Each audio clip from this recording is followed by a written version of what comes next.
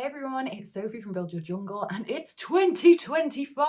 That can mean only one thing. It's time for a top 10 and we're doing top 10 books of 2024. And out of all the books I've read this year, and I've done a lot of reading, being in like surgery, recovery, etc, etc. I've done a lot of reading and only 2 of these I've recently read. And I'm not gonna lie, some of the books I've read this year have been a big letdown. Really mid, very mid. As you'd expect, every book on this list had at least a 4-star rating. There were 3 5-star ratings. These were the 10 books that out of the year I enjoyed the most, couldn't put down, was the most excited to pick up and carry on reading again. So let's just hop on into it.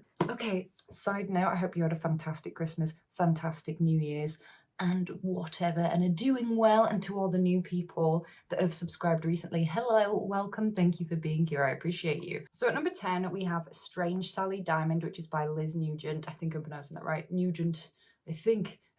And this one just crept up on me and gripped me from the get-go when I was not expecting it. Sally Diamond is a really memorable neurodivergent character who doesn't fit into a box per se. She's had a very traumatic upbringing and it's affected her in how she communicates with others and how she sees the world.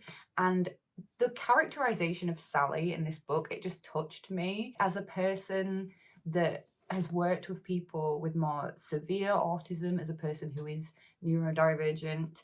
Like, I just thought that it was done so accurately. And it's not a surprise because the author is actually neurodivergent herself. She's got something called dystonia, which is a neurological movement disorder. In the UK, you'll often hear people use the phrase, "When I die, put me in the bin," and obviously they don't mean that, but something that happens a lot with neurodivergent people is a difficulty to not take things literally. So this book starts where Sally's dad has passed away and she tries to cremate him herself in the garden bin. And obviously you can't do that, and it's about the knock-on effect of what happens after that and how does Sally deal with it when she finds out that it was something she wasn't supposed to do, and then this kind of family drama, and it's all just done really well, and it flicks between Sally's point of view and another person's point of view, and we get these 2 kind of interweaving timelines. This book made me smile, it made me laugh, it made me cry, it made me like full on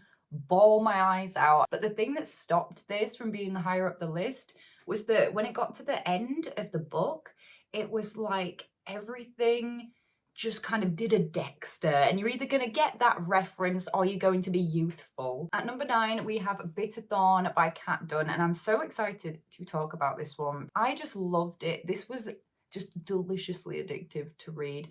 It's a gothic, witchy, sapphic tale. It follows Mina, who is a duke's daughter, and she's feeling pretty stagnant where she's living. She doesn't feel like her life has any purpose or like it's going anywhere. And in this village where they live, a witch has cursed them. So every 50 years she comes to claim a new companion. And because Mina's feeling really like blah about life, I think we can all relate to that. She's like, I'm gonna go, you know, I want to go and volunteer myself, and no one can stop her, she's done it. And the thing is that no one knows what happens to these companions when they go up there, so they must live out the rest of their days at the castle with this witch. So it's about what happens from there, the characters' experience there, unraveling the mystery of what's actually going on, and it's a dark romantasy. Straight away when I was reading this, I was like, Wuthering Heights influence straight away, and then later on in the book they actually name drop Wuthering Heights, and I'm like, yes, we saw this and we love it. It's gay Wuthering Heights but with witches. Kat just has a very descriptive style as well that lends itself really well to the gothic genre.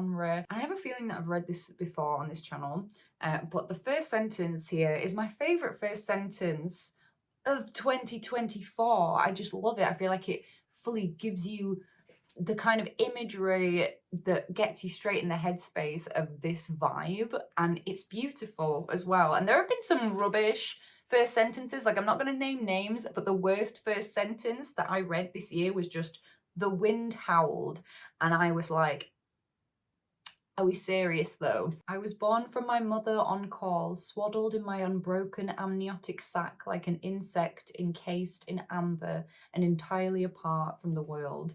I just think that's beautiful. It's almost poetry, like, oh, prose that just makes you want to be like, ooh, that's nice. This one be a bit spicy, but it's just some nice spice, you know. It's not too much. And number 8, we have a book that I do not physically have with me right now. I lent it to my friend. It's the second friend that I've lent it to, but lent it to her many, many months ago, and I have a feeling she's still not started it. And it's Fourth Wing by Rebecca Yarros. And when I first talked about this book on this channel, I didn't know. I was not prepared for all the controversy that would come about this book. If you haven't heard of Fourth Wing, I don't know where you've been living, because it has just been kind of epic in scale. Like the amount of custom covers, custom binds, different editions of it, merchandise. It's already got like a audio book, like a special dramatic audio book. It's been signed for a TV show. It's going pretty damn good for Rebecca Yarros right now. I'm sure she does not care what people are saying about her. Fourth Wing was my first high fantasy book of the year, and I really enjoyed it. Like, it was just too much fun not to, even if it was being funny when it wasn't meant to be funny, even if it had some cliches or whatever, it was fun. It was like we took Harry Potter and we took Divergent and we mashed them all together and threw some extra dragons in there, mixed the pot up, and it came out with this. And then someone just went a bit haywire and added in a load of porn at the end. Violet is a student at Basgiath War College, and she wanted to be a scribe all her life. And her mum is like the head of the War College. And on inscription day, she's like, you know what? I know you want to be a scribe, but screw that. I'm the head mistress and you are going to be a dragon rider, even though you're disabled and everybody is actually going to be really ableist and doesn't believe in you whatsoever, but we still expect you to do that. And this is where the first thing that I really liked about this book came into play, okay? Because Violet is a disabled protagonist. She's got Ehlers-Danlos syndrome. Let me check. It's actually Ehlers-Danlos syndrome, which is a tissue tendon connectivity disorder, mobility problem. You have to have a lot of strength to be a dragon rider. So there's a lot of thing of like dealing with ableism, her overcoming different things, her not being afraid to adapt, to use aids in situations. For example, she has like a specialized seat, like a saddle for her dragon, and people are all like, because no one ever done that before, and you're supposed to use your bare legs, and they're like, you can't do that. And she's like, fuck you, man, I can do what I want. And that's what really, like, I was like, okay, I can fuck with this. I really like this internal monologue between Violet and the dragons. I really liked the dragon politics, which was interesting. I like the fact that the dragons were the ones in control and not the humans. The thing that for me made it be this position on the list and not higher up is, if there's going to be spice, like the kind of spice I like is either like a closed door, so it's like, okay, we know that's about to happen, but then we don't need to see this, or it's just like written in a way that doesn't ick me out. And I didn't know 100% that this could be possible to do until I read Belladonna, but can't be in this video, which it would have been if I'd read it in 2024, but it was the first book I read in 2025 was Belladonna by, I think it's Adeline Grace. And that book is how to write a spice scene without making people uncomfortable. Because honestly, like, it's the only time. It's all about the word choice. I just feel like there is often some very unfortunate word choices in these sex scenes, like entrance and things of that nature that just make you go, yeah. And in Fourth Wing, it was like, we're talking like Carolina Reaper levels of spice. Like, the protagonist can't function in the end of the novel because it's like all she's thinking about. I'm just not into that kind of like possessiveness from love interests in books, but I know for a lot of people, like, that gets the wheels turning. And number 7, we've got another book that I don't physically have. This is the only last one, I promise. And this is because I lent it to my other friend who has just finished reading it, actually, so he could have given it back to me, but alas, here we are, so have a picture. Yellowface is a thriller about June, who is a writer that's kind of a bit washed up. She's had a book published, but it didn't do very well. And one of her friends, even though she thinks of her more as kind of a frenemy rival, but she kind of self-inserts into June's life a lot. It doesn't seem like she's got that many other friends. And she is like a big deal, like everybody loves her work, and June's very jealous. At the beginning of the book, this friend dies in front of her, and she takes her manuscript that she's been working on from her apartment after she's died, like that's the first thing she does. And the context of this is that June is white and her friend is Chinese, and the manuscript that she's stolen is actually a historical work of fiction about Chinese laborers and war efforts and stuff. So it's like really bad. And to make matters worse, her publishers want her to use a pen name that makes her seem Chinese, even though she's not. And it all just escalates from there. I loved this, and I've seen a few people say they hated it and couldn't get into it. I thought it was great. The first thing is, I'm just a sucker for a main character who is a complete, horrible person. I like a morally corrupt main character. I like it when people are really unreliable, when they keep revealing different things further down the line. Rebecca Kwong does an amazing job of building up this like imposter syndrome thing, and it like gets into your head as the reader, and it makes you relate to imposter syndrome in these smaller instances that kind of make you have this anxiety in the back of your mind about looking at yourself and if you're a horrible person too. It's really clever. It's an intense exploration of racism, particularly in the publishing industry, and how it not only like is racist in this way, but how it can kind of box people from minority communities and kind of force them to be this stereotype all wrapped up for Western consumption. It's just a really thought-provoking novel, and I think if you appreciate satirical undertones as well, that you will really like this one. It's my first book by this author, and I really want to read Babel now. That's been on my like short list of my hundreds and hundreds of books on reading list for ages now. I really want to read that one and the Poppy Wars trilogy, so I'll probably read them this year, hopefully. We can only hope. At number 6, we have my favourite queer dystopian novel, and it's All That's Left in the World by Eric J. Brown. Again, this was my first book by Eric J. Brown, and I would like to read one of his other standalones that he's got, 'cause this is also a duology, and the second one is great too, but it didn't make it on this list because it was not quite as good, but it is good for fans of the first one. This is a book that I wish I could have read as a teenager. Oh, it's just everything that I love packed into one. It's a pandemic dystopia. I really like the world building, the different things that they do. It's a quest storyline, which works really well. The characters are really well fleshed out. The way that they meet is cute. Like, I like how their relationship progresses, but it's not perfect. It's like a realistic relationship, because a lot of the time it's either like everything was perfect from the moment they first met until the very end because love, or it's like, oh, everything is screwed now and you have died and I am alone again. And this is neither of those things. This is like real and raw, and I loved it. So it follows Andrew and Jamie and their kind of quest adventures in the apocalypse. It's very found family, and if you just like dystopian stuff and you like queer stuff, or either or, you'll probably enjoy this. It's a dual perspective narrative, so it's switching between Andrew and Jamie, and I think that works really well in books with romance components, because it gives you this opportunity to see what people are thinking about, from both sides that are very different experiences. Because we've got Andrew, who's always known he's gay, who's like grown up knowing he's gay, and he's like accepted this about himself. And we've got Jamie, who is having a bit of a kind of bisexual panic, and we love a cute bisexual panic because I feel like a lot of us can relate to the bisexual panic. Found family is my favorite trope. I think it is my favorite trope in books, and there's some found family in here. I really like the supporting characters as well. They're just some really cool ones, some hard hitters. I'm so glad I found that book.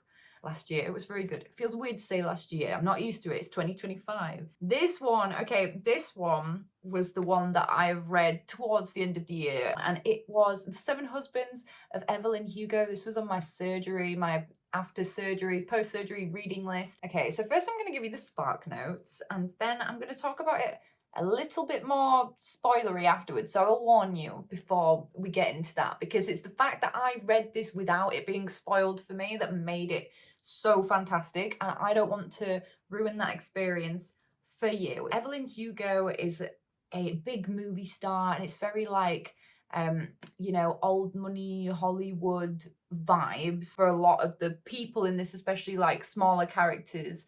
We kind of get a peek into this Hollywood world. She's been a bit of a recluse for a while, and she's finally going to do an interview with the journalist, and the journalist is the other character in this. She's pretty famous for having had 7 husbands, and what the editors at the place where the journalist works want to know is, you know, information, kind of dirt about a husband who is a favorite, the kind of gossipy stuff that can sell a lot of magazines. But the story that is presented on the surface to the public, and the story that's, you know, behind closed doors, are so different. I think it's important in that way. It's showing like how people feel pressured to present themselves differently to society, the kind of negative aspects of Hollywood and treatment and sexism and whitewashing and all that. And it has some queer characters, and it's just very, very good. It kept me so gripped. I didn't expect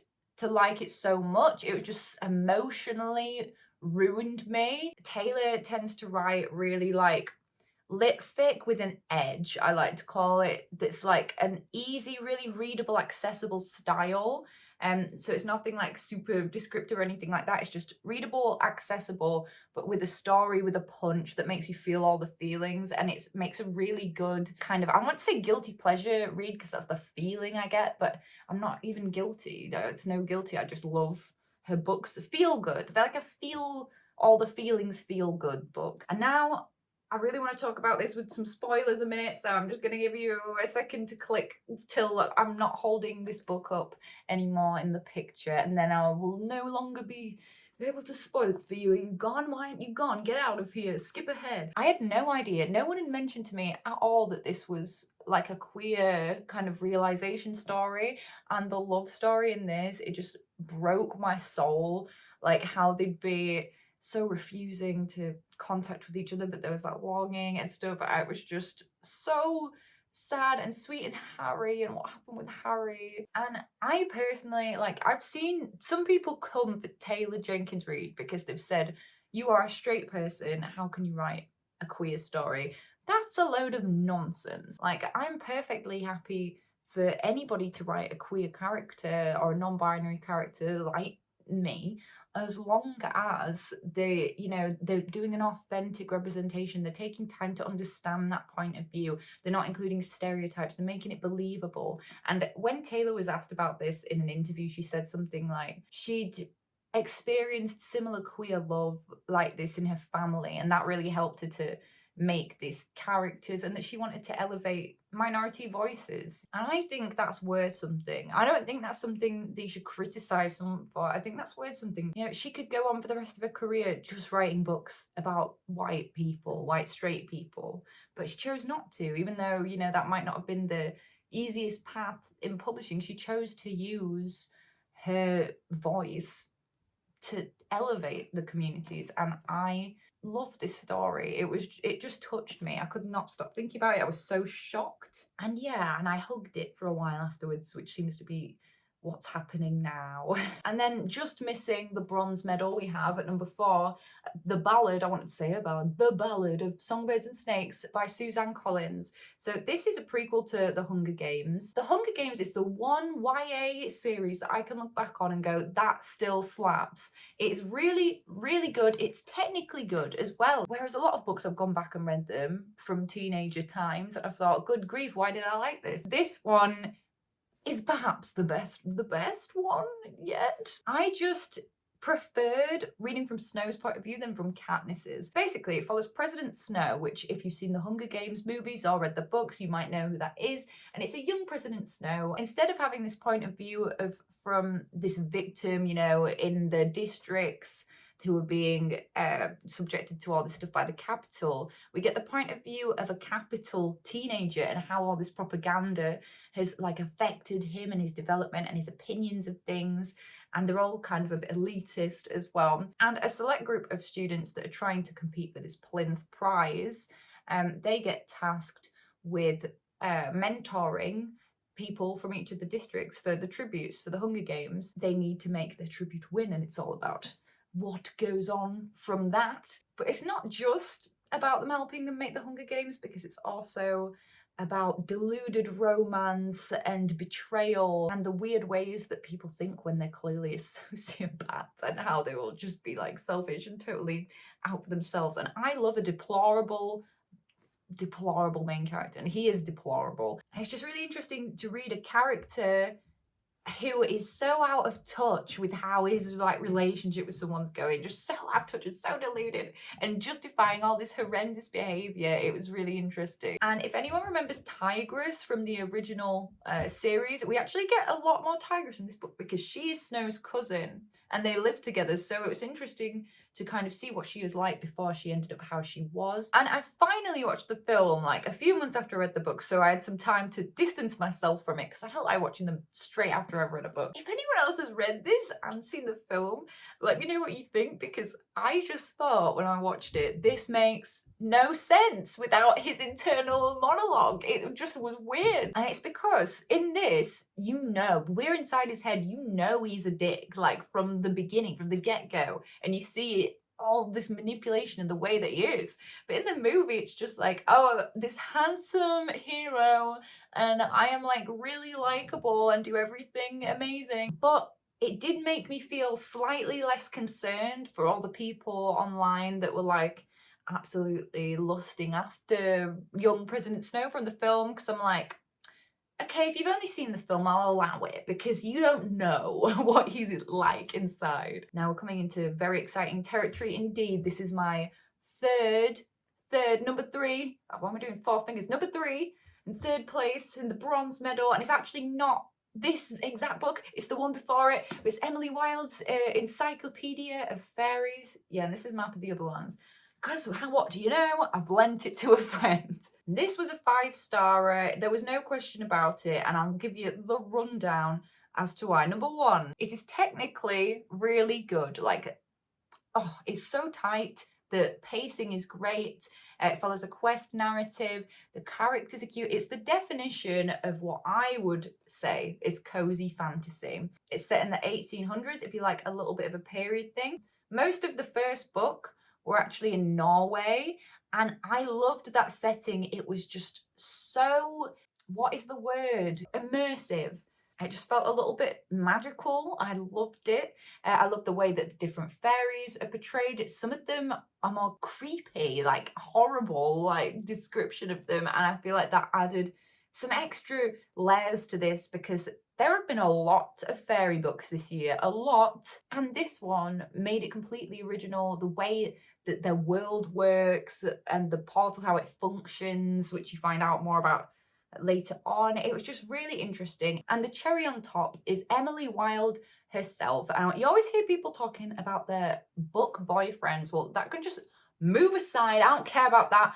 Emily Wilde, I want you to be my book girlfriend, because Jesus. To start with, the way that her neurodivergence is written is just top notch, the best that I've ever read. It's so relatable, the way that she reacts to different characters, different social situations, like taking things a little bit too literally sometimes, and then noticing when her love interest, you know, he's just winding her up a bit. She just speaks her mind, like, it's great.